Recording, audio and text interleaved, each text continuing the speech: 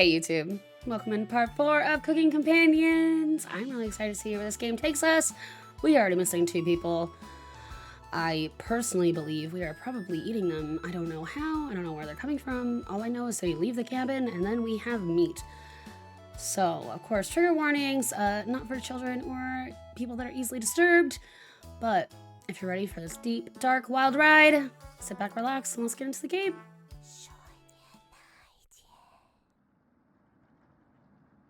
You wake in a completely different place.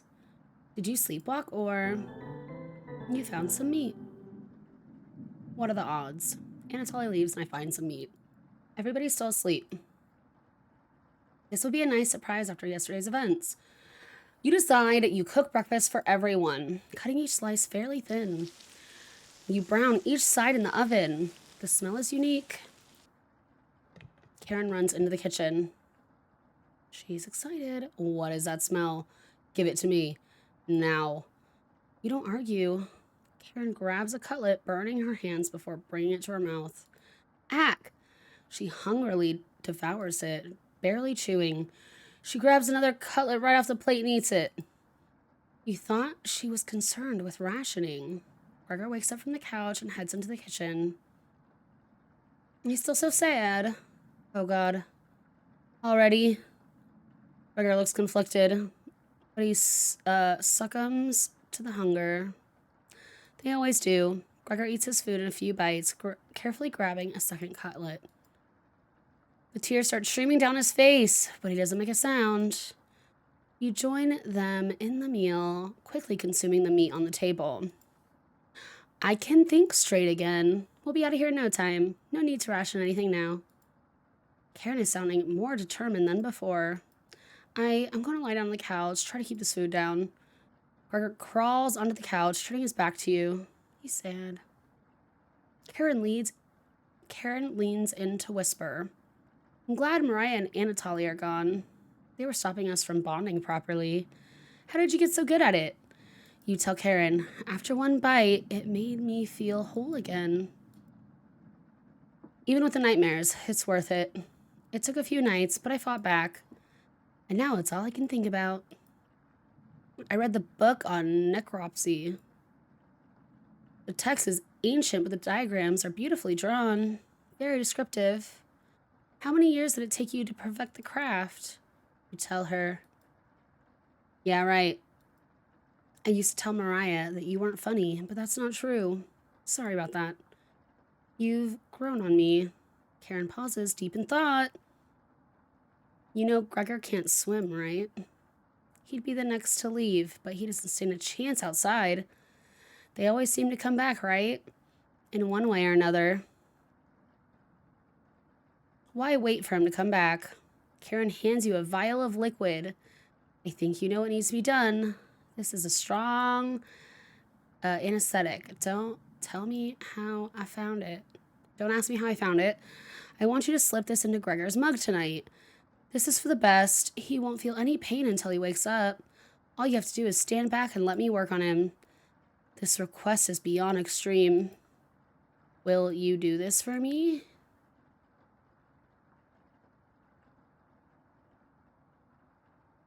Why don't you do it? I need to psych myself up for what's next. This isn't my first time and I want it to be perfect. No. Fine. Save that for a rainy day. I have everything set up by the couch. You don't have to watch. The restraint should be easy to apply myself. Gregor's strength is a farce. Gregor, hi. Hey, Karen, what are you doing? Untie me. Oh my God. This will be over soon, Gregor. Ah, stop. Good. Gregor has turned silent.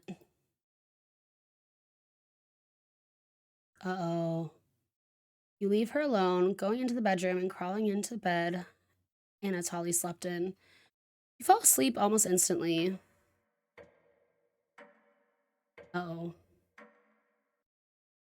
Day 12. Wake up, sleepyhead. Oh, no, Karen. Karen, no. Oh. You were having a nightmare. Thanks for letting me practice last night. I think I did a great job. Made us all some breakfast this morning to celebrate. Breakfast with what? That's a surprise. Gregor already finished his. Took a few hours, but he caved. Come on now, let me show you. You get out of bed and head to the living room. Oh no! Why? He's a little weak from the blood loss, but don't worry. Bandage him up like a field medic. What is it, Gregor? Where am I? God, you're stupid. Maybe if you spent as much time reading books as chopping wood, you would have noticed the pages I was bookmarking in the necropsy book. What are you talking about? Do I have to spell it out for you? You can't swim. How are you supposed to help us when you'd immediately drown? You sink like a log. What? I put some of your limbs away for safekeeping. That leg was pretty tasty, huh? Gregor goes pale. How's that for a big breakfast? Karen. And don't try to crawl away. If you leave this couch, I'll end you. I don't want any of it to go bad, so I'll have to eat that flesh arm when everything else is gone. Speaking of which, going to start cooking another chunk. I'll leave you two alone to chat. This has gone too far. Hey. All I wanted to do was keep everyone alive and together, but I failed at that. Are you disappointed in me? No. Thank you. That means a whole lot to me. Growing up, nobody had to tell me to be big and strong. It just happened naturally. My mother always made sure I never went hungry. Seconds, thirds, fourths, and yet I complained my belly was not full. One day on my way home from school, I was walking by the town inn and smelled something amazing coming right out of a pile of trash. I dug through it and discovered a bag. They threw away a meal that was fresh out of the oven for some reason. At least that's what I thought. I became ill with food poisoning, hugged the toilet, and cried for hours. My mother rubbed my back and eventually carried me to bed. I learned nothing from that experience. Like everywhere else, I was just here for the food. I'll never get this foul taste out of my mouth. She's going to keep eating me. I'm sorry. Getting too lightheaded to hold a conversation. Haha. She's going to torture me again. You know that, right? You nod. Gregor grows a little more pale. Can you cover me with a blanket? I've never been this cold. The cabin, it chills me to the bones. Or what's left of them. Please, consider it my dying wish. Okay, yeah. Here's your blanket. Thank you. Much warmer now. Yes. Watch out for that knife, okay? Gregor begins to look at Peace.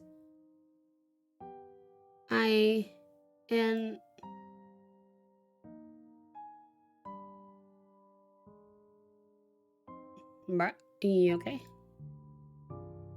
You watch the last of Gregor's air escape his lungs. Oh no. Oops. What the hell do you think you're doing? You tell Karen that Gregor gave up. We could have kept him alive for another week. What's wrong with you? No matter what. No matter. Plenty of food left for now. Karen leaves you alone. You head to the kitchen to try to find the other remains. I think we definitely know where the meat's coming from. Gregor? Look at the pile of dishes and your mind starts to wander. Hello. Let's play hide and seek. There's 5 of us to find. Can you find all of us? The red-haired woman should know where the basement key is. I bet one of us is hiding down there. She's whistling something in the rocking chair right now. So watch out for that knife. Probably best to avoid the knife. Wait. Isn't that your knife? Why did you let her have it? You shrug. As a leader of Trumpets, it's important you find us all. So please don't forget any of us. Good luck. Cabbage rolls away and tries to hide. Why would Cabbage want to play hide and seek right now? You've been neglecting the Chompettes lately. Can't hurt to play along with them, right? You go talk to Karen in the living room. Oh my god. Looks like Karen's just slicing away at a block of wood. Gregor's remains have been stored for safekeeping. Scrubbed off all the blood from the couch to save you the trouble. Can I help you?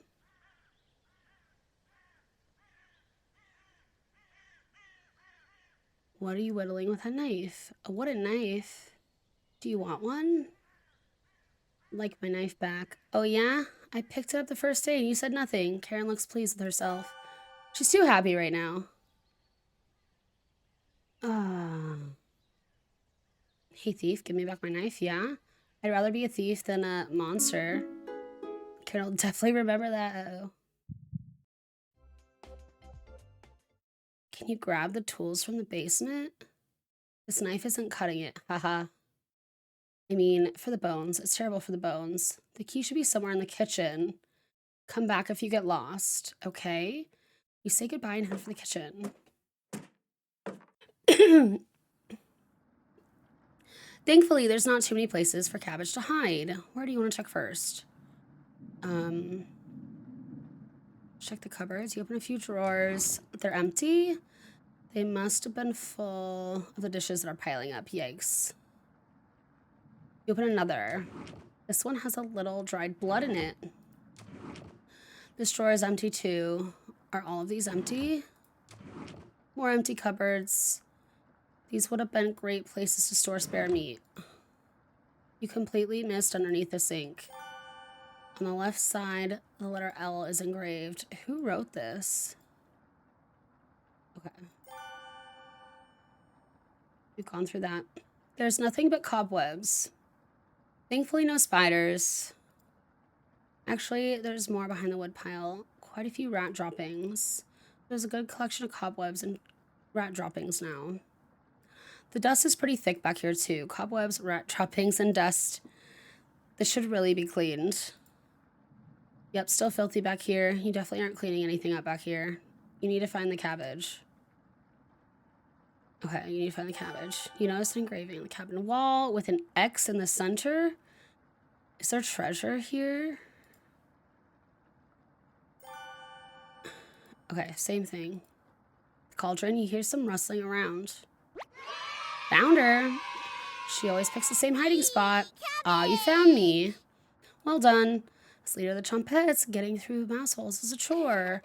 Can't find any Chompettes to push me through, so I guess you'll have to help me out. Cabbage has joined the party.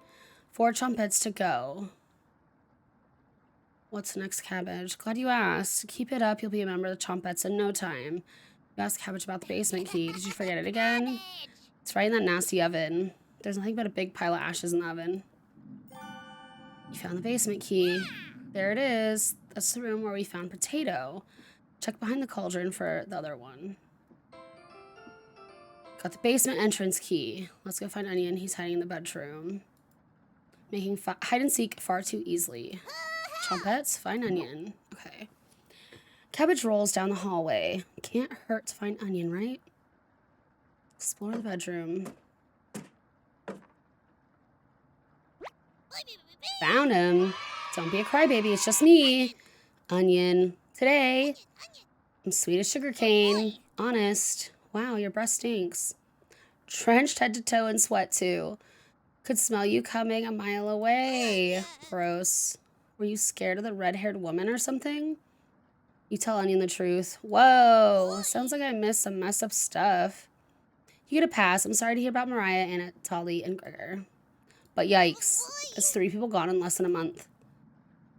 Not as bad as 5 people in one night, though, right? I would probably lose my lunch if I had to see that again. Anyways, didn't mean to be rude. I got your back. All right, Onion and Cabbage are here. Glad to have you. No problem. There's nothing else to do today. That's not true. I heard Bread making noise in the living room. You know how loud he can get. Bread. The one and only. Chompettes, let's move out. Your party is quickly expanding. 3 Chompettes left. You're getting a terrible headache, and your face is feeling numb, and your legs aren't moving. Oh well. You do some timed breathing exercises for a few minutes. That seemed to help. You suddenly feel a second wind coming on. Time to get that bread. You proudly strut up to the living room, happy to be alive. Bread? You hear Bread come out of the mouse hole. He's taking his sweet time. Hi, Bread. Found me. Everyone's secret favorite chumpet. Bread. Don't you loaf me? Ha ha ha. My cousin Cornbread taught me that one. He has hundreds, no thousands of terrible puns. He's my role model. So, what do you need? You tell Bread about gathering the chumpets together. That's a pretty crummy idea. Remember what happened last time? With potato? I mean, we all chose to be in that drawer, but this, you're going against the whole grain here. Do you really think we want to go back downstairs? Bread, we need your help finding potato. Missed you, big guy. Come help. I would never let the trumpets down. Ha ha ha. No need to pass my culinary quiz. I'm coming with you. Bread, join the party. That's great, Bread. Glad to have you on board, Bread. Of course. Wait. Are you drooling? All three trumpets are staring at you. Are you thinking of eating us? You accidentally lick your lips. Snap out of it. You already ate. We're no good for that. You glutton. Did they pass out? Holy cow, get them up. So heavy. What? You stumble to your feet. Let's go find Raspberry and never speak of this again. I think I heard her over by the basement door. Perfect. Chompettes, mosey out. What happened? You have 3 chumpets in your party, 2 more to go. Your head feels like it's going to crack open. Your hands have gone completely numb. This one is lasting longer than the others. You focus on wiggling your toes for a minute. You didn't pass out cold on the floor. 2 more to go. You go check out the basement door. I'm a little nervous, not gonna lie. Where is she? You feel a chill run up your spine. Goosebumps are all over your body. She's here. The birds outside turn silent.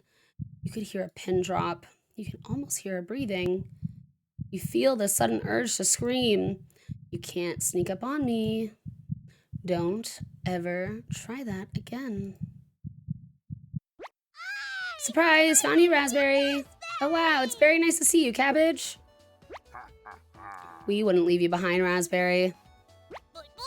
Honest. We need your help finding Potato. Our combined Choppette detective skill says he's in the basement. Oh yeah? Let's find Potato and get out of here. Raspberry's joined the party. 1 more to go. Don't worry, the basement is already unlocked. Oh crap. The red-haired woman is coming over here. Chompettes, let's hide out. All 4 Chompettes quickly escape. You pretend to be studying the basement door. You hear Karen creeping up behind you. Found you. You can see the knife at the corner of Karen's dress. I don't know if I can wait any longer. Show me where you keep hiding the meat. Let's tear them apart, piece by piece, just like Gregor. Karen looks like she's ready to bury the knife into you. What do you do? Tell her about the basement. So that's why it's locked. Open it. I have to see the room. You unlock the basement door. Thank you. I'll bring up some cutlets and we'll have a great dinner. Okay? See you soon. Karen descends a staircase into darkness. You lock the basement door. Did you? Did you just lock the door? You block out the screams of rage and bargaining. Given enough time, they will end. You crawl into bed and go to sleep.